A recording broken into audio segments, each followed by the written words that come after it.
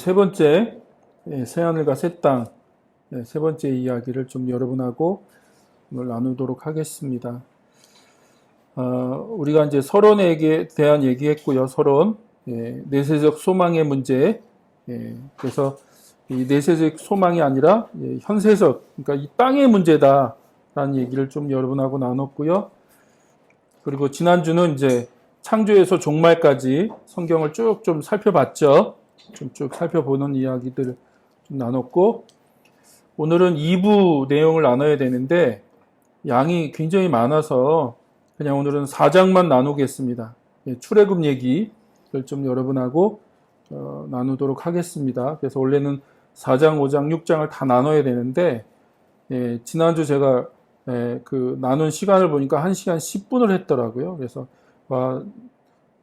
내가 미쳐가는구나 그렇게 해서 제가 많이 반성을 하고, 제가 지금 그 영상 작업하면서 기본적으로 2번을 듣는 것 같아요. 영상 작업하고 이렇게 하다 보면 제가 한 설교를 2번 정도 매주 듣는데 지난주는 저도 힘들더라고요.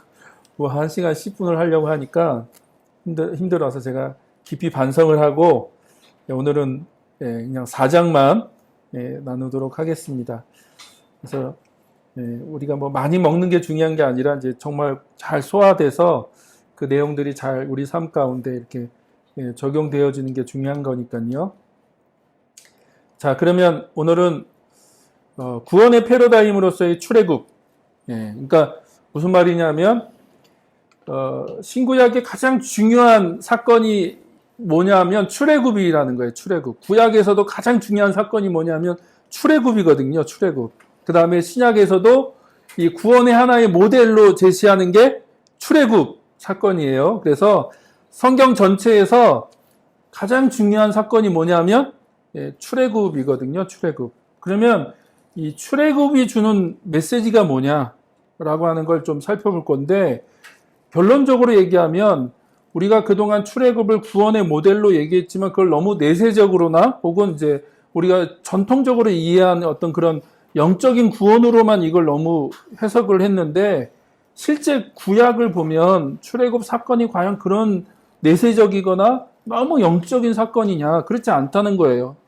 현세적인, 그리고 땅과 관련된, 우리가 계속 살펴보는 것처럼 이 땅에서의 구원, 그 얘기를 하는 거다라고 하는 걸 우리가 이 출애굽 사건을 통해서 다시 한번 확인하려고 합니다. 그래서 여러분하고 이제 이 출애굽 이야기를 다시 한번 살펴볼 건데, 미들턴이 이런 얘기를 해요. 자기가 10대 때는 주로 신약만 읽었다는 거예요. 구약을 거의 읽지 않았다는 거죠.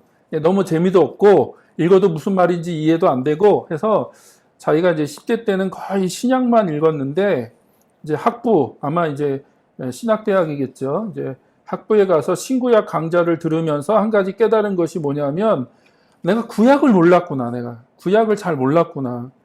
그래서 구약을 이해해야지 신약이 이해된다는 걸 그때 알았다는 거예요, 자기가.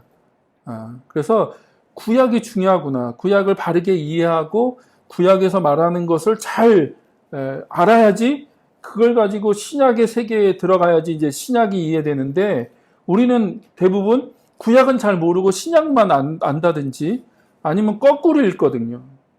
신약을 가지고 구약을 읽죠. 그래서 하나님께서 행하신 일들이 이 역사를 통해서 또 구약을 통해서 신약으로 이렇게 흘러가는데 우리는 그걸 거꾸로 읽으려고 하거든요. 그래서 그렇게 됨으로써 오해하거나 오독하거나 잘못 해석하는 경우가 많다는 거죠. 덤으로 여러분에게 이거 팁으로 드리는 건데, 이제 신약에서 구약으로 거꾸로 읽는 것 중에 가장 큰 주류가 뭐냐면 바울의 그 이신칭의를 가지고 이제 거꾸로 읽어가는 거거든요. 그러다 보니까 구약을 너무 잘못 오해하는 경우가 많아요, 우리 안에. 그래서 우리가 이제 좀 제대로 읽어보자. 구약에서 신약으로, 그리고 예수님에게서 바울로 가야 되는데, 우리는 대부분 예수님의 이야기는 어떻게 이해해요? 그냥 기적이 일어나고, 무슨 사건이 일어나고, 어떤 그런 것만 알고, 그냥 십자가에 죽으시고 부활하시고 그냥 그걸로만 이해하는 거죠. 그 정도만. 그리고 이제 바울로 가서 바울의 그 이신칭의 그 복음을 가지고 그걸 가지고 모든 걸 다 읽어내려고 하면 좀 오류가 생긴다는 거죠. 그래서 여러분이 예수님을 이해하려면 구약을 제대로 이해해야 되는 거죠. 구약을 제대로 이해해야지 예수님이 어떻게 왜 오셨으며 왜 그런 사역들을 하셨으며 왜 십자가에 죽으시고 부활하셨는가라고 하는 것들이 이해가 되고 그래야지 그걸 가지고 서신서나 그 초대교회의 역사로 들어가야 되는데 우리가 그런 부분에 대해서는 좀 바른 안목을 갖고 있지 못한 경우가 많은 것 같습니다. 그래서 우리가 구약의 세계관을 우리의 기초와 지침으로 삼지 않고 신약을 읽으면 하나님의 구속의 놀라운 범위, 특히 구속의 풍부하고 현세적인 성격을 놓치기가 쉽다는 거야. 그러니까 이 구속, 하나님이 행하신 구속이 얼마나 풍성하고 풍부하고 또 이 땅과 관련된 현세적인 이 땅과 관련된 이야기인데 그 부분을 우리가 너무나 쉽게 놓치고 이거를 영적으로만 해석한다는 거죠. 예를 들면 전통적으로 출애굽 이야기를 할 때 가나안을 어떻게 해석합니까? 하나님이 가나안 땅을 허락하셨고 이스라엘 백성들을 가나안 땅으로 이끌어 가시는 건데 그거를 그러니까 우리 신약으로 혹은 우리에게 적용할 때 대부분 그걸 천국이라고 자꾸 얘기하거든요. 가나안을. 그렇지 않나요? 그래서 천국 가는 거로 그걸 이해한다고요. 그러나 구약 출애굽에서는 가나안 땅을 절대 그런 식으로 얘기하지 않는다는 거죠. 자, 그래서 구약에 나타나는 현세적 번영으로서의 구원. 구약에서 구원의 모델 내지 패러다임 역할을 하는 사건이 출애굽 이야기다. 그래서 출애굽의 이 이야기를 잘 이해하는 게 진짜 중요한데 근데 여기서 우리가 구원이라는 단어가 무슨 뜻인지 명확하게 이해해야 된다는 거죠. 구원이 뭐냐? 그럼 구약에서 혹은 출애굽 사건에서 구원이라는 게 뭐냐라고 하는 걸 이해해야 되는데 오늘날 많은 그리스도인들에게 구원은 뭐예요? 죽어서 천국 가는 거죠. 그게 구원이라고 이해하는데 또 그렇게 이해하거나 또 제 용서를 통해서 하나님과의 바른 관계를 경험하는 것, 그렇죠? 특히 그래서 이제 칭의를 얘기하는 거잖아요. 의롭게 되었다. 예수 그리스도를 통해서 의롭게 되어서 하나님과의 그 바른 관계 안에 들어가게 됐다라는 걸 너무 강조하는데 신학적 전통에서 칭의라고 부르는 것과 동의어다. 그렇죠? 구원, 칭의 거의 동의어로 이제 이해하는데 이것이 잘못된 것은 아니지만 많은 내용들이 생략되었다는 거예요. 잘 이해하셔야 돼요. 잘못됐다고 얘기하는 거 아니에요. 틀렸다고 얘기하는 게 아니라 너무 앞에서 얘기한 것처럼 구원의 그 풍성한 그 내용들이 있는데 그 내용 중에 딱 한 가지만을 가지고 이게 구원의 전부라고 얘기한다는 거죠.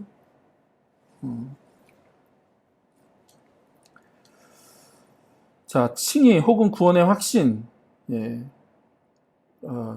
이것도 조금 어려운 문제일 수 있지만 성경에서 구원의 확신을 그렇게 크게 강조하지 않는다는 걸 여러분이 좀 아셨으면 좋겠습니다. 구원의 확신은 20세기의 산물이에요. 우리가 너무 불안한 시대에 사니까 구원의 확신을 얘기하는 거고 그래서 죽어서 천국 가는 걸 확신시켜 주려고 하는 거죠. 우리의 필요지 성경에서는 그렇게 구원의 확신을 크게 강조하진 않아요. 이것도 굉장히 오해할 만한 얘기인데 어쨌든 그렇다는 거예요. 칭의는 죄의 형벌로부터의 구원을 통한 하나님과의 바른 관계의 시작에 초점을 맞춘다는 거죠. 그렇죠? 거기에 초점을 맞추는데 이것은 구원의 중요한 일부라는 거예요. 일부이지만 개인적 초점과 건져냄이라는 개념에만 너무 집착했다는 거죠. 그러니까 너무 구원을 개인적인 문제로만 축소시켰고 그저 건져낸다, 구원한다, 건져낸다고 하는 그 개념 하나에만 너무 집착을 해버렸다. 구원은 그보다 훨씬 더 폭넓은 것이다. 폭넓다. 그러니까 다양하고 풍성하고 폭넓은 이야기라는 거죠. 구원은 죄 용서나 심판을 피하는 것에만 한정되는 것이 아니라 성경에서 구원은 미래와 현재 모두에 있어서 포괄적이며 실제적이라는 거예요. 실제적이고 실존적이고 이 현세적이라는 거지. 땅에서 사는 바로 우리가 이 육신을 가지고 땅에서 살아가는 오늘의 이야기, 이 현실적인 이야기, 실제적인 이야기지. 자, 죽어서 그 천국 가는 그냥 어떤 이상학적인, 형이상학적인 그런 이야기가 아니다. 자, 성경에서 구원의 가장 근본적인 의미는 두 가지예요. 예, 잘 들으십시오. 이제 이게 가장 중요한 핵심인데, 구원의 근본적인 의미는 두 가지인데, 구원은 하나님이 궁핍한 상황에 처한 이들을 그들의 행복을 방해하는 것에서부터 구해내시는 것. 그러니까 하나님이 번영케 하시고 복을 주셨다고 우리가 나눴잖아요. 그렇죠? 지난주에 창세기 1장, 2장을 통해서 하나님은 인간을 하나님의 형상으로 만드셨고 그들에게 복을 주셔서 그들이 번영하고 번성하고 또 하나님이 주시는 그 복을 누리는 삶을 또 그 복을 나누는 삶을 살라고 하셨는데 그걸 방해하는 게 있잖아요. 그런 삶을 살지 못하도록 방해하는 문제들. 그게 뭐 어떤 악이 될 수도 있고 어떤 사람이 될 수도 있고 하여튼 신약에선 그걸 이제 어떤 그 악의 세력으로 얘기하죠. 영적인 어떤 악의 세력으로 이제 얘기하는데 그런 것에서부터 어떻게 해요?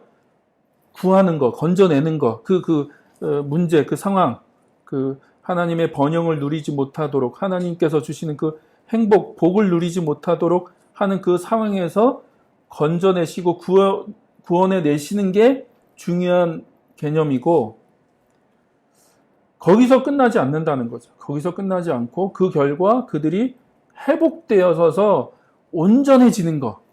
거기까지가 구원이다. 그러니까 원래 하나님이 그들에게 말씀하셨던 그 상태로 회복되는 거. 그리고 그 상태를 누리는 거. 그 상태를 경험하고 그 삶에서 계속해서 그걸 누리는 거기까지 도달하는 게 구원이라는 거죠. 궁핍한 자들의 구원과 그들의 행복으로의 완전한 회복은 모두 구원에 있어서 필수적이다. 이해되시죠? 그래서 온전한 회복, 그 회복이 중요한 개념이라는 거예요. 그래서 그걸 이제 잘 보여주는 게 출애굽 모델이라는 거예요. 출애굽 모델. 구약에서 출애굽은 하나님의 핵심적인 구원 행위이며 이 행위는 한 백성으로서의 이스라엘의 존재 자체를 만들어낸다는 거죠. 그렇죠? 그래서 히브리 말이라는 히브리 민족이라는 말 자체가 원래는 출애굽에서 시작되는 거잖아요. 예. 그러니까 물을 건너온 사람들, 물 건넌 사람들 그런 유래가 있는 말이잖아요. 그래서 이 하나님께서 이스라엘 백성들을 애굽에서 건져내시는 거기서부터 이 구원이라고 하는 것이 이제 얘기되어진다는 거죠. 이 구원 행위는 하나님이 이스라엘을 이집트의 속박에서 구해내신 이를 중심으로 하며 그들이 약속의 땅에 안전하게 도착하는 데서 절정에 이른다. 그러니까 단순히 이집트의 그 압제에서만 건져내는 것으로 끝나지 않는다는 거예요. 그게 구원의 모든 것, 그러니까 전부가 아니라는 거예요. 그럼 어디까지 가야 되느냐? 하나님 원래 약속하셨던 그 가나안 땅까지, 그 약속의 땅까지 도달하는 그 모든 과정이 구원이라는 거예요, 구원. 그러니까 우리가 나중에 뒤에 가서 또 얘기하겠지만 구원 받았다라고 얘기하는 게 과연 합당한 거냐? 그러니까 마치 구원의 사건이 우리 끝났다고 얘기하는 거죠. 아니에요. 성경은 그렇게 얘기한 적이 없다는 거예요. 그게. 자, 그래서 이스라엘 백성을 속박에서 해방하는 하나님의 행동을 출애굽에서 계속 얘기하는 거예요. 그게 이제 그 구원을 설명하는 가장 중요한 개념인데 세 가지 단어가 중요하다. 하나는 속량, 하나는 건져내는 것, 하나는 구한다라는 이 단어 세 가지. 이게 이제 구원을 설명하는 가장 중요한 세 가지 단어예요. 속량한다, 건져낸다, 구원한다, 구한다라고 하는 이 개념. 이게 나중에 신약에 가면 이게 구원의 개념하고 바로 연결되는 내용들이죠. 근데 이걸 누가 하세요? 하나님이 하신다는 거죠. 하나님. 이거를 행하시는 분이 누구세요? 하나님이라는 거예요. 하나님. 그리고 그 하나님의 행동의 결과로 이스라엘이 구원을 얻는 거죠. 그렇죠? 그래서 실제적이고 구체적인 압제 상황에서 한 역사적 공동체의 사회 정치적 구원을 이룬다는 의미가 있다는 거예요. 그러니까 이거는 실제적인 그 압제, 그렇죠? 이집트 바로의 압제의 상황 속에서 그 민족을 건져내는 건데 그게 사회적이고 정치적인 상황 안에 있잖아요. 그런 맥락과 그런 상황 속에서 하나님이 구원하시는데 그 구원이 그냥 어떤 영적인 구원이 아니라 실제적인 구원이잖아요. 그러니까 사회적이고 정치적이고 어떤 실제적인 상황 가운데 압제받고 고통받고 있는 이스라엘 백성을 하나님이 구원해 내신다라고 하는 의미가 그 안에 있다고 하는 거고요.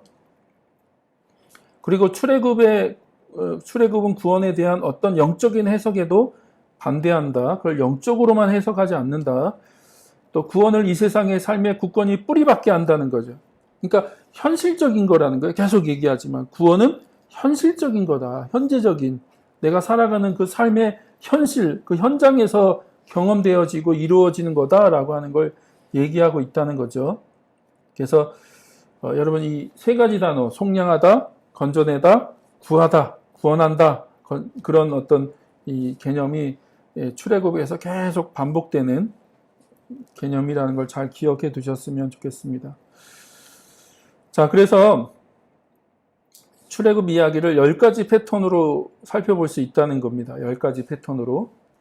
그 내용들을 쭉 조사해 보면 10가지 패턴으로 살펴볼 수 있는데 첫 번째는 뭡니까? 번영과 행복의 걸림돌. 그래서 이스라엘이 번성하고 땅을 가득 채우죠. 출애굽을 딱 열면서 읽어보면 이집트 땅에 이스라엘 백성들이 어떻게 해요? 번성했고 그 땅에 가득 채웠다. 그게 원래 첫 번째 하나님이 주신 창조 명령이죠. 인간에게 주신 그 명령을 성취하는 거잖아요. 그래서 하나님이 주신 복, 하나님 인간에게 주신 그 복이 이스라엘 백성들 안에 성취되었다는 걸 우리가 확인할 수 있다는 거예요. 근데 그 생명과 축복을 위한 하나님의 목적을 방해하는 문제가 발생하죠. 그래서 바로는 이스라엘 백성들을 노예로 삼고 압제하고 이스라엘의 번영을 위한 하나님의 목적을 집요하게 방해하죠. 그래서 계속 번성하고 번영하지 못하도록 계속 방해하는데 그런 방해에도 불구하고 이스라엘 백성들은 어떻게 해요? 계속 번성하죠. 그러니까 더 압제를 강화시키고 그리고 또 심지어는 어떤 일까지 벌어져요? 남자아이들을 죽이라고 하는 명령까지 이제 내려오고 이스라엘 번영에 대한 하나님의 소망을 회방하죠. 계속 그걸 방해한다는 거예요. 그걸 번성하지 못하도록 그걸 계속 방해하는 일들이 계속 일어나죠.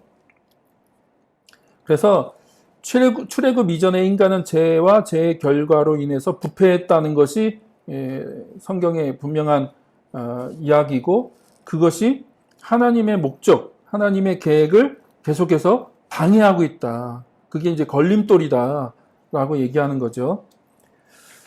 또 삶의 충만함이 회복되려면 하나님의 개입이 필요하다는 거죠. 그 상황 가운데 그 압제받고 그 고통과 그 죽음의 상황, 그 상황 가운데 하나님의 개입이 필요하다는 거예요. 인간의 노력, 인간의 그 힘으로는 그 상황을 벗어날 수가 없는 거죠. 스스로의 힘으로는 그 상황과 그 문제를 해결할 수 없어요. 그러니까 누가 개입하셔야 돼요? 하나님이 그 상황 가운데 개입하셔야 돼요. 이게 구원의 필요성은 구원의 걸림돌에서 시작한다는 거죠. 그러니까 구원의 걸림돌, 그러니까 하나님의 그 계획을 계속 회방하고 하나님의 뜻이 이루어지지 못하도록 하는 그 걸림돌에서부터 구원의 필요성이 시작된다는 거죠. 자, 그리고 두 번째는요. 그래서 이제 이스라엘 백성들이 어떻게 해요? 하나님께 요청하죠. 강구하죠. 부르짖는 거. 그래서 어려움에 처한 이들의 구원 요청. 이 두 번째입니다. 걸림돌 때문에 이제 하나님께 부르짖게 되죠. 그래서 이스라엘 백성은 속박 속에서 신음하며 하나님께 부르짖고 두 번의 구조 요청을 하죠. 계속해서 그 야훼 하나님께 계속 부르짖고 호소하고 도와달라고 간구하죠. 그래서 브루거만이 이런 얘기를 해요. 구속 역사의 시작을 가능케 하는 최초의 절규다. 그러니까 하나님의 그 구속의 역사를 시작케 하는 건 뭐라고요? 인간의 절규라는 거예요. 인간의 간구, 인간의 부르짖음. 하나님께 그 부르짖는 그 소리를 하나님이 들으시고 하나님이 그 상황 가운데 개입하신다는 거예요. 훗날 사사기 시대 이스라엘 민족이 여러 원수의 압제 안에서 하나님께 부르짖는 것을 반복적으로 발견할 수 있다는 거예요. 그러니까 이게 중요한 패턴이라는 거예요. 인간이 계속해서 하나님께 부르짖을 때마다 하나님께서 그 신음소리, 그 간구하는 소리를 들으시고 그 상황에 개입하셔서 그 이스라엘 민족들을 건져내신다는 거죠. 구원해내신다. 그 하나님의 그 개입의 동기가 바로 인간의 부르짖음, 이스라엘 백성의 간구라는 거예요. 간구. 자, 이 출애굽의 구조 요청은 너무 전형적이어서 이스라엘의 가장 전형적인 기도 형태로 성경에 계속 반복된다는 거예요. 그래서 시편의 가장 대표적인 게 탄식시, 시편의 탄식시가 많이 등장하잖아요. 그렇죠? 그게 어디서부터 유래했냐? 이 출애굽에서부터 출애굽에서 이스라엘 백성들이 그 바로와 이집트의 그 압제와 고통 속에서 하나님께 부르짖는 거기서부터 유래했다는 거죠. 그래서 시편 기자는 구체적인 문제를 항의하고 하나님께 도움을 요청하는 내용들이 계속해서 등장하죠. 그리고 신약에 가면 예수님이 기도에 대해서 가르쳐 주실 때 두 가지 비유를 하셨어요. 하나는 한밤에 찾아오는 친구, 또 하나는 끈질긴 과부. 두 가지가 다 어떻게 해요? 끈질기게, 그렇죠? 포기하지 않고 부르짖는 거잖아요. 탄식하고 부르짖고 외치고 호소하는. 그래서 각 비유는 탄식시를 본뜬 것이다. 탄식시. 그리고 끈질기고 단호하게 하나님께 아뢰는 것. 그러면 하나님이 들으시고 그 간구에 응답하신다는 거. 하나님 개입하신다. 그게 성경에서 계속해서 반복되는 패턴이다라고 얘기하는 거고요. 자, 세 번째는요. 하늘의 보좌에서 이제 하나님이 어떻게 해요? 구체적으로 또 역사적으로, 그렇죠? 역사적으로 필요의 상황으로 내려오시는 거. 그 구체적 상황 또 역사적인 그 필요의 상황 안으로 하나님이 찾아오시죠. 그래서 이스라엘의 부르짖는 소리가 하나님께 이르게 됐다. 그러니까 상달했다. 하나님이 들으셨다라고 얘기하죠. 그리고 이제 하나님이 어떻게 하세요? 하나님은 모세에게 이렇게 말씀하십니다. 내가 내려가서 이집트 사람의 소나기에서 그들을 구하여, 이 수직적인 표현, 그러니까 위에서 아래로 내려오시는 거, 이게 수직적인 표현이잖아요. 그러니까 하늘에 계신 하나님이 이 땅으로 내려오셔서 그들을 구하시겠다고 얘기하시는 거죠. 그러니까 하늘에 있는 하나님의 보좌라는 배경, 그림을 반영한다는 거죠. 하나님 그곳에서부터 창조 세계를 다스리고 또 번영을 방해하는 모든 것을 제거하기 위해 인간의 역사적 경험 속으로 들어오신다. 그러니까 조금 어렵게 얘기하면 하나님의 창조 세계 밖에 계신 분이시죠. 그렇죠? 그게 뭐라고요? 그게 하늘이라고, 하늘. 계속 얘기해 드렸죠. 그게 구약 성경에서는 그게 하늘이에요. 물리적인 하늘, 스카이를 얘기하는 게 아니라 하나님이 계신 그 하늘, 헤븐을 얘기하는 거지, 헤븐. 그래서 하나님은 하늘에 계세요. 그러니까 우리 이 창조 세계 밖에 계신 분이세요. 그래서 거기에 보좌가 있고 하나님이 거기서 통치하고 다스리시죠. 그렇죠? 모든 만물을. 근데 하나님이 그 보좌에서 이 땅으로 내려오시는 일들이 있는데 왜 내려오세요? 구원을 행하시기 위해서 인간의 호소, 인간의 부르짖음을 하나님이 들으시고 그 인간을 구원하시기 위해서 보좌에 계신 그 하늘에 계신 하나님이 이 땅 가운데 인간의 역사 안에 인간의 그 상황 안으로 하나님이 들어오신다는 거죠. 그거를 조금 어려운 말로 신현이라고 얘기합니다. 신현. 구약에서 하나님의 신현은 굉장히 중요한 주제예요. 그게 이제 출애굽에도 나오고 예언서에도 계속해서 언급되는 굉장히 중요한 주제가 신현입니다. 하나님의 그 나타나심, 신현. 그러니까 하나님의 신현은 하나님의 구원과 직결되어 있고 굉장히 연결되어 있는 주제예요. 예. 자, 여기서 우리가 이제 하나님의 초월성을 발견할 수 있다는 거죠. 창조 세계와 인간의 경험 밖에 계시는 하나님. 그러니까 이 창조 세계와 인간의 경험. 우리는 3차원 안에 사는 존재들이잖아요. 이 인간의 경험 너머를 갈 수 없는 존재예요. 인간이라는 게 원래 그런 존재인데 하나님은 그 인간의 경험 너머에 계시는 분이신데, 자 보세요. 야훼는 인간의 악의 억압적인 체계 밖에 계시죠. 그래서 그분이 그 하늘에서 모든 걸 통치하시고 다스리시는데, 인간은 불의의 그 상황에서 이 하나님께 호소할 수 있고 그분이 현실적으로 인간의 고통에 관심을 가질 것이라고 기대할 수 있다는 거죠. 그렇죠?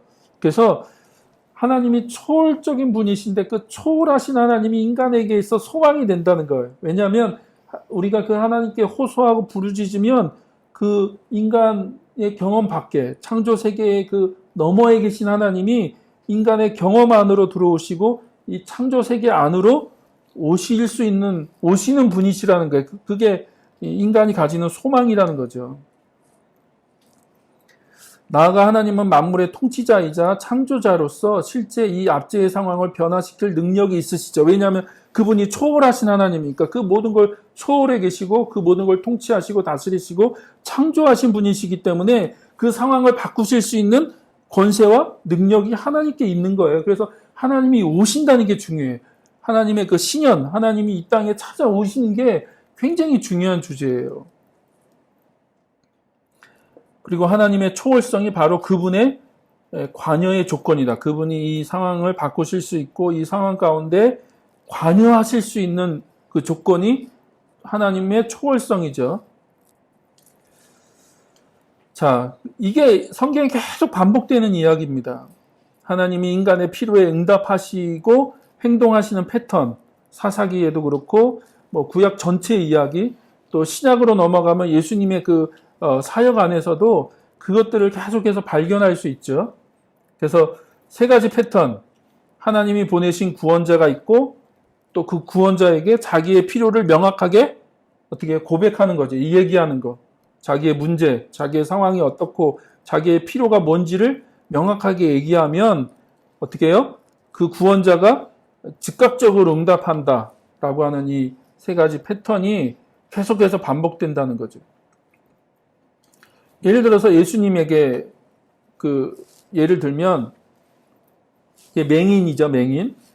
지나가는 예수님, 그 다음에 맹인이 예수님 지나간다는 소리를 듣고 부르짖죠. 막 부르짖어요. 그랬더니 주변 사람들이 조용하라, 막 멈춰라, 시끄럽다, 막 뭐라고 하니까 이 맹인이 어떻게 해요? 포기하지 않고 계속 부르짖죠. 계속 부르짖어요. 끈질기게 부르짖죠. 그랬더니 예수님이 그 맹인에게 오셔서 너가 뭘 원하냐라고 물어보시죠. 너가 원하는 게 뭐냐? 그랬더니 맹인이 뭐라고 해요?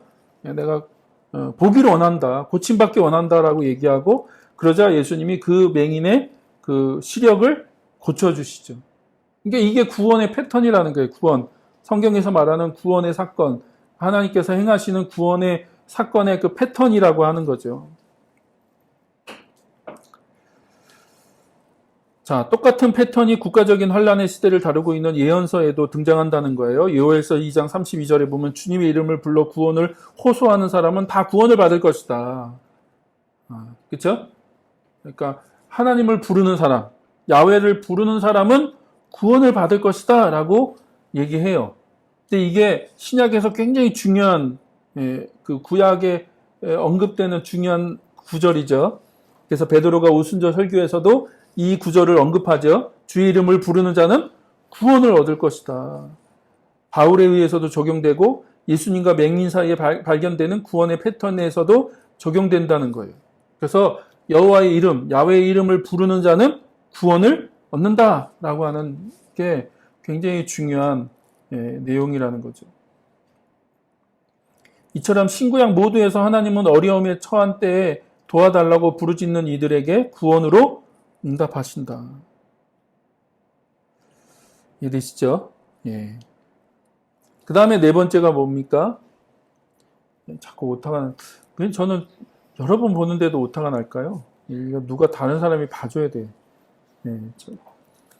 번영의 장애물을 제거하고 어려움에 처한 이들을 위해 싸우시는 신적인 왕. 그 장애물을 제거하시고 그 안에 있는 악한 세력들과 싸우시고 그들을 건져내시는 하나님을 이제 표현하는 거죠. 구원은 오직 하나님만이 성취하신다는 것이 성경 전체의 중요한 주제라는 거예요. 구원은 누가 행하세요? 하나님만 행하신다. 구원을 성취하시는 분은 하나님이다. 하나님. 구원은 결코 인간의 일이 아니다. 인간에 의해서 성취되어지지 않는다. 그러니까 구원은 오직 하나님만 행하시는 거죠. 그래서 출애굽 15장 이게 이제 홍해를 건넌 다음에 이제 그 이스라엘 민족이 고백했던 노래, 그걸 이제 바다의 노래라고 보통 부르는데, 야훼를 뭐라고 불러요? 용사로, 하나님을 용사로. 그래서 구약에서 시편이든 그 구약 전체에서 중요한 하나님의 뭐랄까요? 하나님을 뭐라고 표현하냐면 용사로, 그쵸? 예, 전쟁에 능하신 분이시고, 용사시죠, 용사. 그래서 여호와여 일어나소서라는 표현이 뭐예요?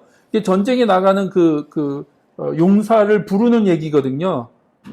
그래서 이 전투에 벌어지는 상황 가운데 그 전투에 나가는 용사, 그 표현을 누구에게 갖다 붙여요? 하나님께 붙여서 하나님께 호소하는 거죠. 여호와여 일어나십시오라고 얘기하죠. 시편에서 곳곳에서. 그러니까 구약은 하나님을 용사로 고백해요. 싸움에 능하신 분. 그래서 홍해를 건너는 이야기는 야훼를 자기 백성을 위해 싸우시는 이야기, 그 악의 세력을 전복시키는 분으로 묘사하죠. 전사의 하나님, 워리어, 전사이신 하나님이라고 표현해요. 악을 심판하시는 창조의 왕이신 야훼의 오심은 직위 시편, 그러니까 왕으로 등극하는 그 시편의 중요한 모티브죠. 그러니까 하나님이 하늘에서 오세요. 오시는데 그걸 뭐라고 표현해요? 왕으로 등극하는, 왕으로서 그 보좌에 앉으시는 거로 시편에서 굉장히 많이 표현하는데 그게 무슨 얘기라고요? 하나님의 오심과 관련되었다고요. 그러니까 이게 자꾸 어려운 얘기를 해야 되는데 이게 신년에 대한 중요한 이야기예요.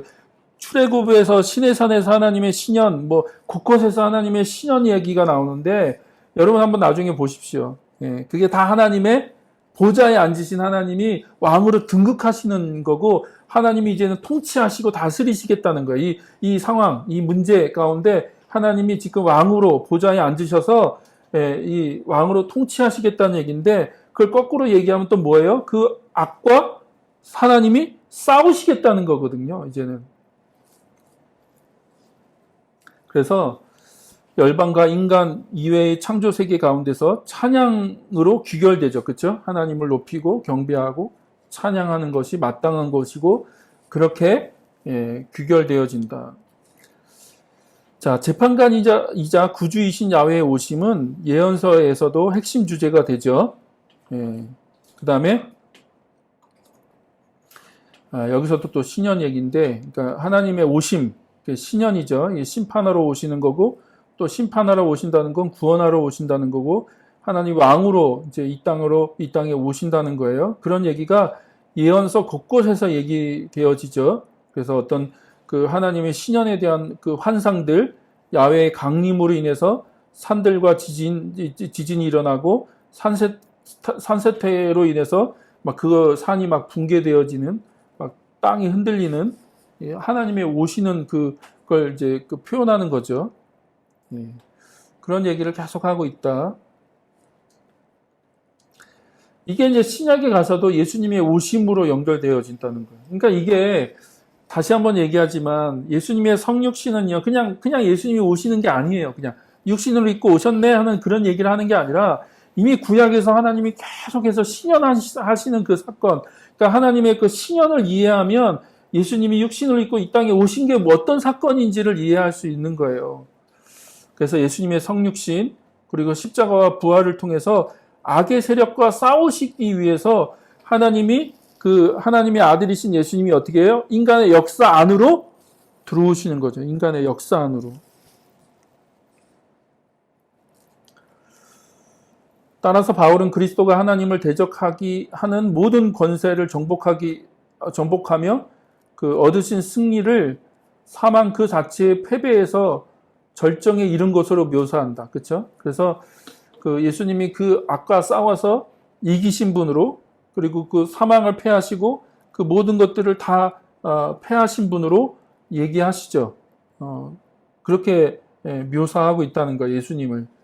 그러니까 그걸 그냥 갑자기 그런 묘사를 하는 게 아니라 이미 그게 다 구약의 이야기와 연결될 수 있다는 거예요. 그리스도의 승리의 결과로 피조물로 썩어짐의 종살이에서 해방되어서 하나님의 자녀가 누릴 영광과 자유에 이르게 된다. 그래서 더 이상 그 썩어짐의 종살이하는 그 삶이 아니라 거기서부터 하나님의 백성이 해방되어진다는 거죠. 구원을 얻는다. 그리고 단순히 구원을 얻는 정도가 아니라 하나님의 자녀가 누릴 영광과 자유에 이르게 된다고 얘기하고 있다는 거죠. 이해되시죠? 그래서 이런 이야기들이 다 출애굽의 그 중요한 요소들이라는 거죠. 자, 그리고 다섯 번째는요, 구원의 섭리를 도울 피조물 그 대리자를 하나님이 종종 사용하신다는 거죠. 그래서 출애굽 기사의 역설은 뭐냐면 구원의 성취에서 신적인 자유와 피조물적인 자유의 상호작용. 그러니까 하나님도 일하시지만 하나님이 전적으로 그 구원이 하나님께 달려 있지만 또 하나님은 누구를 사용하세요? 사람을 사용하신다는 거죠. 사람. 특히 이제 출애굽에서는 모세, 그렇죠? 사람을 사용하셔서 그 하나님의 구원의 역사들을 이루어 가신다. 근데 그게 절대 충돌하지 않는다는 거예요. 신적인 자유와 피조물로서의 그 인간의 자유가 서로 충돌하지 않는다. 그래서 모세는 백성에게 가만히 있어서 하나님의 그 구원을 보라고, 그 홍해 바다 앞에서 하나님의 구원을 보라. 너희들 잠잠히 가만히 있어서 하나님이 어떤 구원을 행하시는지 보라고 얘기하는데, 그 다음 보면 뭘 어떻게 해요? 하나님은 모세에게 지팡이 쥔 손을 펼쳐서 물을 가르게 하셨다는 거예요. 그냥 하나님이 그냥 가르신 게 아니라 모세가 그 지팡이를 든 손을 펼칠 때 물이 갈라지게 하셨다는 거죠. 그러니까 하나님이 일하시는 것과 인간의 일하는 것이 서로 전혀 충돌되지 않는다. 야훼의 구원행위에 인간이 참여한다는 거죠. 야훼의 구원행위에 인간이 참여한다. 왜? 하나님의 형상으로 인간을 만드셨기 때문에 그 인간의 행동과 하나님의 행동이 서로 일치되고 충돌하지 않는다라고 얘기하는 거예요. 하나님이 구원의 궁극적인 행위자라는 점은 인간 행위자가 구원을 가져오는 과정에서 종종 사용된다는 사실과 상충되지 않는다. 그러니까 구원의 궁극적인 행위자는 하나님이시지만 그 하나님이 그 구원을 이루어 가시는 그 과정 가운데 인간이 사용된다는 것을 우리는 기억해야 된다는 거죠. 그러나 이스라엘 백성이 이집트 사람들과 싸우는 데 있어서 어떤 직접적인 역할도 하지 않았다는 거예요. 그러니까 이스라엘 백성들은 아무것도 하지 않았죠. 그렇죠? 아무것도 한 게 없어요. 오직 구원은 하나님께서 행하시고 진짜 싸움은 야훼께서 싸우시는 거지 이스라엘 백성들이 싸운 일은 없다. 우리가 그 점을 명확하게 기억해야 된다는 거죠. 출애굽에서 모세의 제한된 역할 외에도 창조 세계의 다양한 힘들이 이집트에 닥친 재앙에 참여한다는 거죠. 그래서 이 자연 세계도 하나님의 구원 행위에 참여한다. 그러니까 이집트에 내린 재앙이 자연 세계의 참여를 통해서 이집트에 재앙이 내려지잖아요. 출애굽 이후 하나님은 택한 받은 백성을 구원하시기 위해 사사, 왕, 예언자와 같은 일련의 인간 대리자를 사용하시고요. 이것은 이제 바벨론 후기, 제2성전기, 그러니까 바벨론 포로에 돌아와서 다시 두 번째 성전을 지을 때 그때 이제 그때부터 얘기되어지는 게 뭐예요? 메시아에 대한 얘기가 그때부터 언급되어지는데 그게 이제 메시아의 그 이야기로 연결되어진다는 거죠. 그 소망. 기름 부음 받은 자가 와서 우리를 구원할 거다. 그러니까 하나님의 대리자죠. 이 소망은 결정적으로 나사렛 예수의 등장에서 절정에 이르게 된다는 거예요. 신약으로 넘어가면 그 메시아가 바로 예수님이라고 얘기하고 있고 하나님은 바로 그분을 통해서 결정적으로 구원을 이루시고 예수님 이후에는 자기 백성, 그러니까 교회를 통해서 화목하게 하는 직분을 통해서 하나님이 이 땅에 하나님의 그 역사들이 이루어지게 하신다라고 하는 걸 우리가 살펴볼 수 있다는 거죠. 자, 그 다음에 6번째. 궁핍한 이들이 이제 숨 쉴 수 있는 어떤 그런 공간으로서 좋은 땅을 이제 하나님이 회복시켜 주시는 이야기가 출애굽 이야기에 들어가 있다는 거죠. 그래서 번영을 가로막는 궁극적인 장애물을 제거한 결과 궁핍한 자들에게 충만한 삶이 회복되면서 그들이 처한 상황은 변화되어지죠. 예, 변화되어지는데 구원은 단지 번영을 가로막는 것에서 해방되는 것이 아니라는 거예요. 그것만이 아니다. 그러니까 건져내는 거로만 끝나지 않고 구원은 어떤 목표를 향해서 나가는데 그 목표가 뭐예요? 진정한 안녕의 회복. 그게 이제 샬롬이라고 말씀드렸죠. 그게 샬롬이거든요. 샬롬. 그리고 샬롬은 실제적인 거예요. 정서적인 것도 아니고 무슨 영적인 것도 아니고 구약에서 샬롬은 실제적인 거거든요. 근데 그 샬롬이 어떻게 이루어져요? 그 가나안 땅에 들어감으로 이루어지는 거죠. 그래서 출애굽 이야기에서 이런 안녕의 핵심은 이스라엘 백성에게 안전하게 살 수 있는 좋은 땅에 대한 약속이라는 거예요. 좋은 땅. 하나님께서 약속하신 그 땅으로 들어가는 거. 자, 출애굽기 3장 8절. 땅에 대한 약속.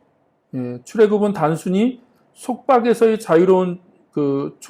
자유로 축소될 수 없다는 거죠. 그냥 단순히 속박을 제거하거나 속박에서부터 구해내거나 그 속박에서부터 자유로워지는 것으로만 얘기할 수 없다. 이 구원의 목표는 이스라엘 백성이 그들 자신의 땅에서 번성하는 것.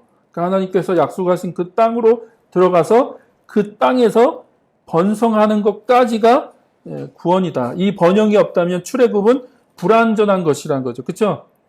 만약 애굽에서 나오긴 나왔어. 근데 죽도록 그냥 광야에서만 떠돌린다면 그게 무슨 구원이냐는 거예요.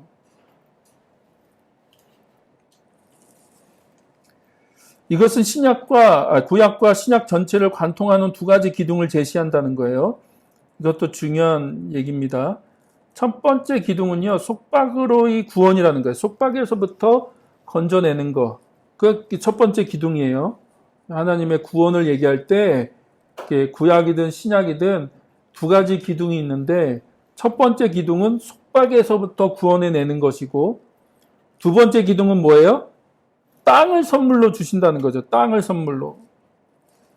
이 두 기둥은 출애굽에서 여호수아까지 시편과 예언서 곳곳에서 계속해서 반복되는 핵심이다. 특히 두 번째 기둥, 이 땅의 환경이라는 구체적인 상황 속에서 하나님이 인간을 창조하신 일에 그 뿌리를 두고 있다는 거죠. 이해되세요? 그래서 인간을 히브리 말로 아담이라고 하죠. 아담. 예, 그러니까 아담이 고유명사이기도 하지만 아담은 그냥 그 창조받은 인간을 히브리 말로 아담, 사람이란 말이거든요. 사람. 근데 그 아담을 뭐로 만들었어요? 땅의 흙으로 만들었는데 그 땅의 흙이 뭐예요? 아다마가 히브리 말로 그 땅이란 말이 아다마거든요. 아다마. 예, 그러니까 아다마에서 아담을 만든 거죠. 그렇죠? 하나님이 아다마를 통해서 아담을 만드신 거예요. 그러니까 인간의 목적은 땅을 지향한다는 거죠. 땅과 동물 다스리고 동산을 경작하고 보호하는 것이 그 아담에게 주어진 하나님의 명령이고 축복인 거죠. 그러므로 인간 아담은 항상 땅을 지향하게 돼 있다. 그래서 구원의 최종적인 목적은 땅을 주는 거죠. 땅을. 하나님이 자기 백성을 이집트의 속박에서 그리고 바벨론의 포로 생활에서 속량하실 때 번성할 수 있는 안전하고 비옥한 땅으로 돌아와야 된다는 거죠. 돌아와야 된다. 신약에서는 구속받은 자들의 영원한 집인 새하늘과 새 땅에 대한 신약의 비전으로 이어지는 거죠. 이게 신약으로 넘어가면 새하늘과 새 땅이라고 하는 그 땅에 대한 약속으로 연결되어진다. 그래서 그 팔복 중에 온유한 자의 복이 있죠. 뭡니까? 온유한 자는 복이 있나니 저희들이 땅을 기업으로 받을 것이다. 그러니까 계속해서 땅을 얘기하는 거예요. 땅. 예, 땅.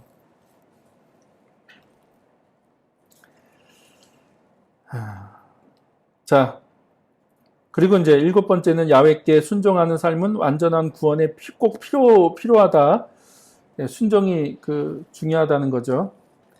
출애굽 이후 약속의 땅으로 가는 길에서 시내산에서 토라를 하나님이 주시죠. 예, 여기는 십계명을 얘기하기도 하고 율법의 모음집 혹은 예언서가 그 토라죠. 하나님이 토라를 이스라엘 백성들에게 주셨는데 은혜가 율법보다 선행하듯이 구원의 선물이 순종의 의무 또한 책임보다 선행하다는 거죠. 그러니까 하나님의 은혜가 있고 그 다음에 율법이 있었던 것이고 하나님의 구원의 선물이 순종보다 선행한다는 거예요. 근데 순종은 야훼가 자기 백성을 위해 이루신 은혜로운 구원에 대한 감사의 표현이라는 거죠. 그러니까 순종이라는 게 구원의 어떤 그러니까 구원을 받기 위한 조건을 얘기하는 게 아니라 하나님의 은혜를 받은 자에게서 반드시 나타나는 모습이 순종이라는 거죠. 그 감사의 표현, 은혜를 베푸신 하나님의 그 구원에 대한 감사의 표현이다. 시내산에 모인 백성을 향한 하나님의 첫 번째 명령은 명백히 구원을 순종과 결부시킨다는 거죠. 잘 보세요. 출애굽기 19장 4절 5절 제가 한번 읽어볼까요? 너희는 내가 이집트 사람에게 한 일을 보았고 또 어미 독수리가 그 날개로 새끼를 업어 나르듯이 내가 너희를 인도하여 너희에게로 데려온 것도 보았다. 그러니까 이 4절은 뭘 얘기합니까? 하나님의 구원을 얘기하죠. 그렇죠? 은혜로 주어지는 구원. 그러니까 하나님의 전적인 하나님의 행위, 하나님의 구원 행위를 통해서 그들이 받은 구원을 얘기하는 거죠. 근데 5절은 그 다음에 뭘 얘기합니까? 이제 너희가 정말로 나의 말을 듣고 내가 세워준 언약을 지키면 너희는 모든 민족 가운데서 나의 보물이 될 것이다. 온 세상이 나의 것이다. 그러므로 너희는 내가 선택한 백성이 되고 하면서 쭉쭉쭉 그 다음 얘기가 이어지는데 그러니까 하나님의 구원을 얘기하고 4절에서는 5절에서는 뭘 얘기해요? 순종을 얘기해요. 하나님의 순종을 요구하세요. 너희들 순종해야 된다라고 얘기하는 거예요. 내가 세워준 그 언약을 지켜라 라고 명확하게 순종에 대한 얘기를 하신다는 거예요. 그래서 출애굽은 야훼께 대한 이스라엘의 충성과 야훼의 토라를 통한 이런 충성의 표현의 역사적인 근거가 된다는 거죠. 그래서 자 보세요. 야훼께 대한 이스라엘의 충성 그리고 야훼의 토라를 통한 이 충성의 표현 이게 이제 출애굽에서도 발견할 수 있다는 거예요. 그러니까 출애굽의 그 과정을 보면 순종 혹은 하나님께 대한 충성을 뺄 수 없다는 거예요. 그리고 이스라엘의 윤리, 하나님 백성의 삶을 얘기하는 거죠. 어떻게 살 거냐? 그걸 윤리라고 한다면 그런 이스라엘 백성의 윤리가 이처럼 출애굽에 기초하고 있다는 사실을 우리는 제대로 이해해야 된다는 거죠.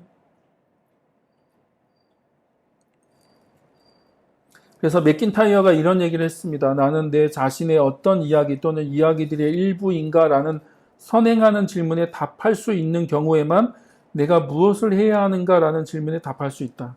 무슨 말이죠?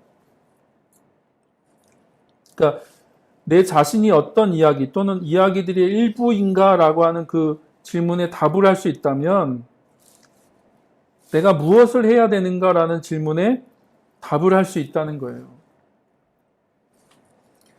무슨 얘기냐면 출애굽 스토리잖아요. 출애굽 이야기.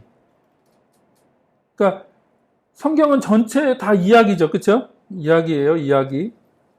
그리고 출애굽 이야기, 예수님도 이야기, 다 이야기죠. 그러니까 하나님이 어떤 스토리, 이야기를 통해서 말씀하신다는 거예요. 말씀하고 있다는 거죠. 그 이야기가 무엇입니까? 나에게 어떤 의미가 있는가라고 하는 거에 대해서 답을 할 수 있다면 그 다음에 내가 어떻게 살아야 되는가, 내가 무엇을 해야 되는가에 대해서도 답을 할 수 있다는 거예요. 그러니까 여러분이 성경을 잘 읽으셨으면 좋겠어요. 제대로 잘 읽고 그 안에서 하나님이 무엇을 말씀하시는지를 여러분이 안다면 그 다음부터 여러분이 어떻게 살아야 되는지를 알 수 있다는 거죠.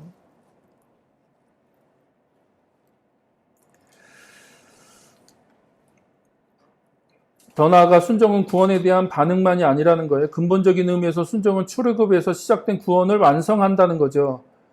출애굽은 이스라엘의 구원 과정의 시작일 뿐이라는 거예요. 그렇죠? 구원의 그 과정의 시작은 출애굽이고 그 출애굽의 완성, 그 구원의 완성은 뭐예요? 순종을 통해서 성취되어진다는 거예요. 순종을 통해서. 속박으로부터의 구원은 창조자의 뜻에 대한 순종과 짝을 이루어야 하며 이는 하나님의 백성이 살아가는 방식이 본질적으로 변화되어야 된다는 것을 의미한다는 거예요. 그래서 시내산에서 하나님이 토라를 주신 이유는 이제는 더 이상 애굽의 이집트의 종으로서 사는 게 아니라 하나님 백성으로서 이 땅에서 어떻게 살 거야? 그 정체성을 갖고 하나님의 구원 행위 가운데 이스라엘 백성들이 이제 어떻게 살 거야라고 하는 얘기를 토라를 통해서 이거 율법을 통해서 하나님이 주셨기 때문에 그거에 이제 순종해야 된다는 거예요. 순종. 자, 그리고 구속받은 공동체가 번영을 회복하도록 그 공동체의 삶을 공의와 의를 향해 인도하려는 목적으로 주어졌다는 거예요. 그러니까 하나님이 율법을 주신 이유는 뭐냐면 그들의 그 원래 갖고 계셨던 그 번영, 그쵸?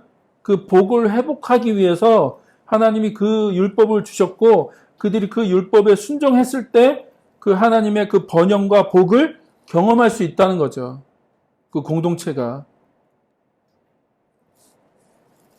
근데 그 율법의 핵심이 뭐예요? 공의와 의를 행하는 거라는 거예요. 공의와 의를 행하는 거.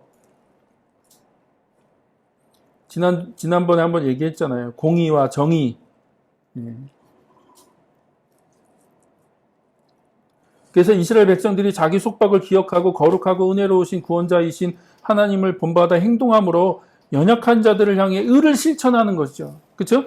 그러니까 그들이 원래는 이집트에서 핍박받고 박해받고 약자였잖아요. 약자. 고통받고 그렇죠? 어려움을 당하고 차별받고 혐오의 대상이었고 근데 하나님이 그들을 건져내셨잖아요. 그렇죠? 그러면 건져내셔서 이제 하나님 백성으로 살아가야 된다면 그들의 공동체, 그들의 삶 속에서 뭘 행해야 돼요? 공의를 행해야 된다는 거예요. 이제는 그 약자를 향해서 어려움 받고 고통당하고 힘든 그 사람들을 향해서 너희들도 그 전에 그런 자들이었다는 거예요. 너희들도 그 전에 그런 자들이었어. 근데 하나님이 너희들을 그 상태에서 건져 주셨잖아. 그러면 너희들이 그 하나님의 그 공의, 하나님의 그 정의를 본받아서 어떻게 해요? 그렇게 살아야 된다는 거죠.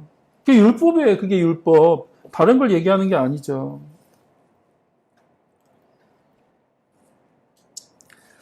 그래서 망가진 세상 속에서 어떤 그 번영을 경험하는 필수 조건이 그거라는 거죠. 율법에 순종하고 공의와 정의를 행하는 것. 그럴 때 하나님의 그 복이, 하나님의 그 번영의 복이 그들을 통해서 이제 흘러가게 될 거라는 거죠. 이 세상에 망가지고 깨어지고 이 하나님의 뜻에서 벗어나 있는 이 세상이 그들을 통해서 회복되어지는 일들이 일어나게 될 거라는 거죠. 신약에서도 순종이 구원의 핵심이라는 거예요. 한국교회에서는 이런 얘기하기 어렵습니다. 이런 얘기하면 바로 행위구원론자다. 저 이상준 목사는 행위구원론자다라는 얘기가 바로 나오거든요. 그만큼 우리가 이제 너무 교리에 경도되어 있는 시대에 살아가고 있습니다. 그러니까 믿음과 순종은 절대 충돌하는 개념이 아니에요. 이건 충돌할 수가 없어요. 성경을 읽어보면. 사도 바울은 교회를 향해서 너희 구원을 이루라 라고 말했고, 그쵸? 너희 구원을 이루어가라. 동일하게 세리 삭개오가 다른 사람을 속여 취한 일에 대해서 4배로 보상하겠다고 맹세했는데 이것은 토라의 요구 조건을 이행하는 거예요. 단순히 그냥 그가 마음속으로 내면으로 무엇인가 변화를 경험했으니까 4배로 갚겠다고 얘기한 게 아니라는 거예요. 자꾸 그런 식으로 해석하는데 그런 의미가 아니라는 거예요. 그런 의미. 근데 예수님이 그런 삭개오를 향해서 뭐라고 얘기해요? 오늘 구원이 이 집에 이르렀다라고 말씀하셨다는 거예요. 이건 삭개오의 내적인 변화, 어떤 내적인 변화를 증언하는 얘기가 아니라, 잘 보세요. 본문은 순종이 특히 정의의 재확립과 관련이 있을 때, 그러니까 순종이 그 자체로 공동체적 안녕의 회복이라는 의미에서 구원을 이루는 핵심 요소라는 성경적인 관점을 반영한다는 거예요. 무슨 말인지 이해되세요? 그러니까 우리가 구약을 제대로 이해하지 못하면 삭개오가 했던 행동을 그냥 이게 내면이 변해. 막 예수님 만나서 막 죄 용서함을 받고 내면이 바뀌어갖고 내가 4배로 갚겠습니다. 그런 얘기를 그냥 한 거라고 이해하는데 그렇지 않다는 거죠. 이건 분명히 구약적인 의미가 있는 거. 왜냐하면 예수님이나 삭개오나 다 유대인들이었고 유대 공동체 안에서 벌어진 일이거든요. 그러니까 그 공동체 안에서의 공의, 정의를 회복한다는 관점이 들어가 있는 거예요. 그럴 때 예수님이 그 얘기를 듣고 그래, 그러면 구원이 오늘 이 집에 이르렀다라고 선언하셨다는 거죠. 이해되세요? 어떤 분에게는 어려울 수 있습니다. 근데 제가 굳이 이걸 하는 이유는요. 이제 한국 교회가 좀 새롭게 이제 우리 한국 교회가 더 이상 이제 한계에 왔잖아요. 요즘 저는 한국 교회를 볼 때 이제 더 이상 이제 우리가 지금까지 갖고 있는 이 체제로는 이 사회를 변화시킬 수도 없고 우리 교회 자체를 변화시킬 수도 없는 한계에 도달한 것 같아요. 그럼 뭔가 변화해야죠, 그렇죠? 결국은 성경을 새롭게 읽는 방법밖에 없는 거예요. 새롭게. 자, 그리고 이제 8번째는 하나님은 구체적인 역사 상황 속에서 구속받은 자들과 함께 거하시기 위해서 오신다는 거죠. 그렇게 구원받은 자들과 함께 거하시기 위해서 하나님이 오신다. 그래서 홍해를 건너고 부른 노래, 그게 바다의 노래라고 얘기 드렸잖아요. 그런데 그 바다의 노래를 보면 이스라엘이 향해 가고 있는 그 땅을 뭐라고 부르냐면 거룩한 초소라고 부른다는 거예요. 마치 그 가나안 땅을 거룩한 초소, 그러니까 성전이나 혹은 성막과 같이 얘기한다. 그래서 말씀드렸죠. 그 성전 신학이라는 책을 보면 에덴도 성전이고 가나안 땅도 성전이에요. 왜냐하면 성전은 동쪽으로 들어가거든요. 그렇죠? 성전의 입구는 동쪽인데 에덴도 동쪽으로 입구가 나 있고 가나안 땅을 어떻게 들어가나요? 동쪽으로 들어가거든요. 그렇죠? 이렇게 돌아서 요단강을 건너서 동쪽으로 들어갑니다. 그러니까 이게 사실 성경 전체를 보면 에덴도 성전이고 가나안 땅도 이스라엘 가나안 땅도 성전이에요. 근데 이제 그 출애굽기 15장에 보면 그 땅을 거룩한 처소로 묘사하고 하나님이 이스라엘 백성과 함께 거하시려는 점이 출애굽의 목적이라고 하는 것을 분명하게 진술하고 있다는 거죠. 그러니까 왜 건져냈냐, 왜 구원해냈냐, 하나님이 그들과 함께 거하시기 위해서 그들을 건져내셨다라고 말씀하신다는 거예요. 그래서 구속받은 백성 가운데서 하나님의 임재에 대한 이런 강조는 성막을 묘사하는 출애굽기의 중요한 대목을 이해하게 해준다. 그래서 그게 이제 시내산에 가서 하나님이 성막을 만들게 하고 그 성막을 통해서 하나님이 이스라엘 백성들과 함께 하시기를 원하시는구나라는 걸 확인할 수 있다는 거죠. 성막은 백성이 약속의 땅을 향해 여행할 때 하나님의 임재를 백성이 경험하게 하는 이동식 천막이었죠. 또 신구약에서 하나님이 자기 백성과 함께 거하신다는 성막 성전 모티브는 관계에 대한 다음과 같은 구체적인 약속과 관련되어 있다. 그러니까 이 하나님이 이스라엘 백성들과 함께 하신다, 함께 동행하신다는 말은 계속 이제 어떤 말로 표현되냐면 나는 그들의 하나님이 되고 그들은 내 백성이 될 것이다 라고 하는 이 표현 안에 다 들어가 있다는 거예요. 근데 이게 뭐예요? 언약이죠. 그쵸? 언약을 한마디로 요약하면 하나님이 그들의 하나님이 되고 이스라엘 백성들은 그 하나님의 백성이 되는 거잖아요. 그러니까 하나님이 이스라엘 백성들과 함께 하신다. 이스라엘 백성이 하나님과 함께 동행한다 라고 하는 의미가 그 안에 있다는 거예요. 이게 하나님과의 관계를 설명하는 가장 중요한 표현인데 이게 성경 곳곳에 나온다. 성경 곳곳에. 근데 이 표현은 언약과 하나님과의 관계만을 의미하지 않는다는 거예요. 그러니까 이 표현이 언약에 대한 표현 혹은 하나님과의 관계에 대한 표현만을 의미하지 않는다는 거예요. 하나님이 자기 백성과 함께 거하심에 대한 성서시대 이후의 기독교적 해석은 대부분 관계의 강조점이 뒀죠. 그렇죠? 관계. 하나님과의 관계. 근데 그 관계에서 뭘 생략해버렸냐면 그 전후 맥락. 그러니까 땅이라고 하는 그 맥락, 컨텍스트를 빼버렸다는 거예요. 근데 구약은 구속받은 자들과 함께하는 하나님의 임재가 어디서 이루어져요? 약속한 그 땅에서 이루어지는 거거든요. 그 땅. 이해되세요?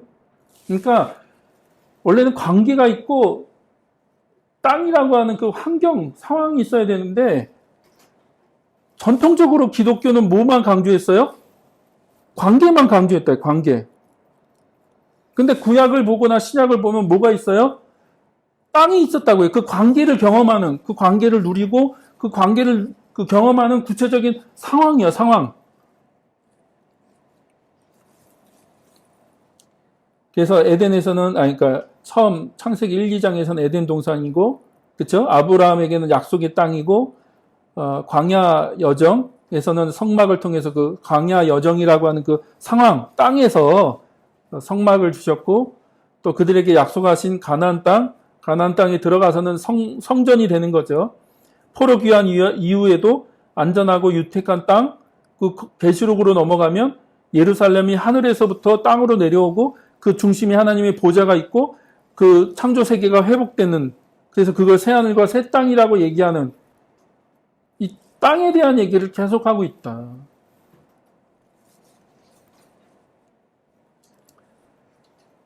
자, 그래서 요한계시록 21장 3절, 그때 나는 보좌에서 큰 음성이 울려 나오는 것을 들었습니다. 보아라, 하나님의 집이 사람들 가운데 있다.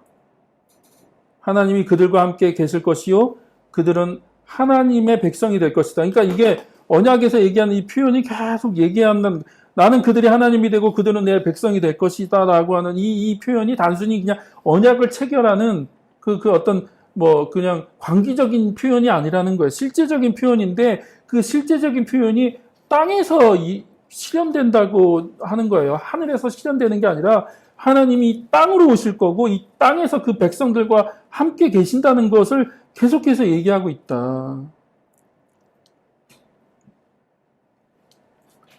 그래서 첫 번째 기둥이 속박으로부터의 구원이고 두 번째 기둥이 땅의 선물이라는 거예요. 땅의 선물. 그러니까 하나님이 속박에서부터 구원해 내시고 그 구원해 내는 거로만 끝나지 않고 어떻게 해요? 땅을 선물로 주시는데 그 땅에서 뭘 경험해요? 하나님과의 관계를 경험하는데 그 관계의 본질이 뭐예요? 나는 그들이 하나님이 되고 그들은 내 백성이 된다고 하는 그 하나님과의 실제적인 그 관계가 그 땅에서부터 경험되어지고 성취되어진 거다라고 얘기하는 거죠. 자, 보실래요? 출애굽기 6장 6절. 자, 그러므로 너는 이스라엘 자손에게 말하여라. 나는 주다. 나는 이집트 사람들이 너희를 강제로 부리지 못하게 거기에서 너희를 이끌어내고 그 종살이에서 너희를 건지고 나의 팔을 펴서 내 큰 심판을 내리면서 너희를 구하여 내겠다. 이게 뭔 얘기죠? 첫 번째 기둥 얘기죠. 그렇죠? 속박으로부터의 구원. 그러니까 이집트의 속박으로부터 그 종살이에서부터 내가 너희들을 구원해내겠다라고 하는 그 속박으로부터의 구원을 얘기하죠. 그리고 6장 8절, 7절을 넘어가고 8절로 가면 이렇게 얘기합니다. 내가 아브람과 이삭과 야곱에게 주기로 손을 들어 맹세한 그 땅으로 너희를 데리고 가서 그 땅을 너희에게 주어 너희의 소유가 되게 하겠다라고 뭘 얘기하세요? 두 번째 기둥, 땅을 약속하신다고요. 땅을 약속하신다. 그리고 이제 다시 7절로 가면, 자, 그래서 너희를 나의 백성으로 삼고 나는 너희의 하나님이 될 것이다. 그러면 너희는 내가 주 곧 너희를 이집트 사람이 강제 노동에서 이끌어낸 너희의 하나님임을 알게 될 것이다 라고 얘기하면서 여기서도 그 얘기하죠. 나는 너희 하나님이 되고 너희는 내 백성이 될 것이다 라고 하는 관계를 얘기한다고요. 그러니까 이 세 가지가 한 세트로 가는 거죠. 그렇죠? 예, 속박에서 건져내는 거, 그리고 땅을 약속하는 거, 그리고 그 땅에서 뭘 경험해요? 하나님의 그 임재, 하나님과의 동행을 실제적으로 경험하고 누린다는 거예요. 자, 그리고 이제 9번째, 그런 다음에 그것이 어떻게 해요? 전 세계적으로 확대되는 거죠. 이스라엘 구원이 그 더 큰 맥락으로 이제 확대되어지는 건데, 자, 그 하나님이 출애굽에서 행하신 그 이적들을 보면 그 초자연적인 사건들을 통해서 하나님이 어떤 분이신지를 나타내죠. 그렇죠? 그래서 출애굽에 보면 온 땅에 이름이 선포될 것이고 온 땅에 야훼 같은 분이 없으며 땅은 야훼에게 속해 있다라고 얘기하면서 하나님이 어떤 분이신지를 온 열방과 온 민족 가운데 이스라엘 또 그 이집트 가운데 하나님이 자기를 드러내시고 나타낼 것이다 라고 말씀하시는 거죠. 또 야훼는 온 세상이 다 나일 것이다. 이스라엘은 제사장이 나라가 되며 거룩한 백성이 될 것이라고 말씀하시고 이는 하나님께 속한 세상에 그분의 축복과 임재를 매개하는 소명으로서 그들을 부르셨다. 그래서 하나님이 온 열방을 통치하시고 다스리고 그 가운데 왕이신 분이신데 이제 그것을 알리기 위해서 이스라엘 백성을 제사장 나라로 거룩한 백성으로 부르셨다라고 하는 얘기를 하는 거고요. 예, 그리고 이제 마지막 10번째는 이스라엘을 넘어선 하나님의 구원 활동. 그래서 현재적 삶에 대한 하나님의 섭리적인 돌보심은 이스라엘 그 존재 이전에 심지어 아브라함 이전부터 명백하게 있었다는 거죠. 그것이.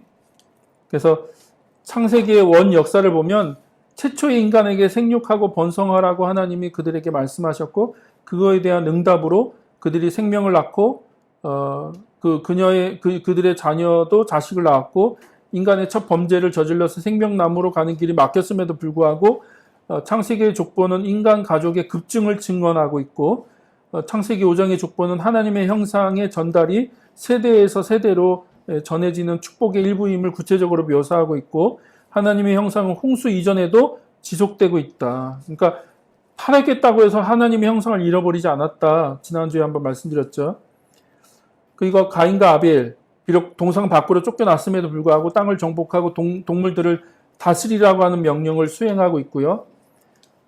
또 땅을 가득 채우기 시작하는 풍력 가운데서도 에녹과 노아는 하나님과 동행하는 삶을 살았고 노아는 하나님의 명령을 따라 인간과 동물 모두를 위해 구원의 도구가 되는 의로운 사람으로서 명백히 묘사되고 있고요. 그 다음에 창세기는 홍수 이후에 하나님이 계절의 지속을 약속하시고 노아 가족에게 풍요와 축복을 다시 한번 말씀하시고 심지어 노아와 그의 가족 살아있는 모든 생물 땅 자체와 언약을 맺으시고 그들의 유익을 위해 창조 질서를 유지하고 보호하겠다고 약속하신다. 무슨 말이냐면 여러분 노아 홍수를 자세히 다시 한번 보세요. 하나님이 노아 홍수 이후에 다시 저주하지 않겠다고 얘기하셨거든요. 내가 저주하지 않겠다. 근데 자꾸 우리는 마치 하나님이 이 땅을 저주하신 게 계속 지속되는 것처럼 얘기해요. 아니에요. 노아 홍수 이후에 하나님이 이제 그걸 더 이상 행하지 않겠다고 얘기하시거든요.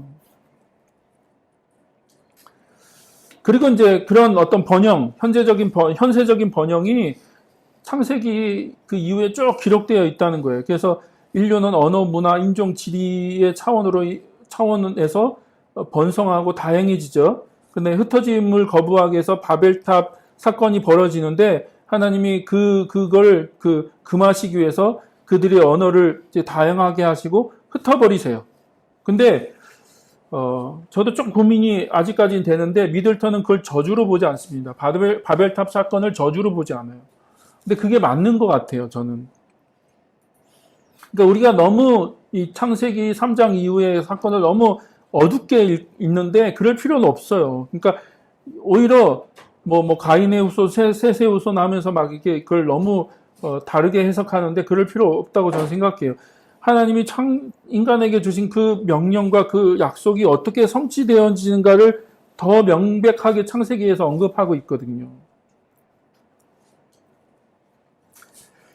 자, 어쨌든 정리하겠습니다. 세 가지. 첫 번째 기둥은 속박으로부터의 구원. 근데 그 속박으로부터 구원만이 아니라 땅을 선물하시기를 하나님 원하셨고, 땅을 선물로 주시죠. 그리고 그 땅에서 하나님과의 그 관계를 누리고 그 관계를 통해서 하나님의 복을, 하나님의 번영을 경험하고 그것을 이제 흘려보내기 위한 유통하는 자로 하나님이 부르셨다는 거죠. 이게 그러니까 출애굽기 전체적인 이야기다. 그게 구원에 대한 이야기고. 그래서 우리가 다시 한번 구원에 대한 그림을 잘 그리기를 원하고요. 분명히 우리 안에 충돌이 있을 거예요. 여러 가지 충돌. 저도 쉽지는 않습니다. 그러나 성경을 좀 이렇게 바르게 읽어가는 시도들이 우리 안에 좀 필요한 것 같아요. 지금 우리가 이 시대에 우리에게 필요한 것이 있다면 성경을 다시 한번 바르게 읽고 그 성경을 통해서 하나님이 진짜 우리 이 시대에 무엇을 하기를 원하시는가를 우리가 발견하고 그 하나님의 뜻에 순종하는 거죠. 그래서 여러분이 좀 이 내용들이 어떤 부분에선 소화하기 어렵고 어떤 부분에 대해서는 좀 어려울 수 있지만 우리가 같이 좀 고민하면서 좀 하나님의 그 원래 의도가 뭘까? 성경에 그 하나님께서 말씀하신 원래 그 의미가 무엇일까를 다시 한번 찾아가는 그런 시간이 되었으면 좋겠습니다. 자, 제가 기도하고 마치겠습니다. 시간이 많이 또 갔네요. 자, 제가 기도하고 우리 마치도록 하겠습니다.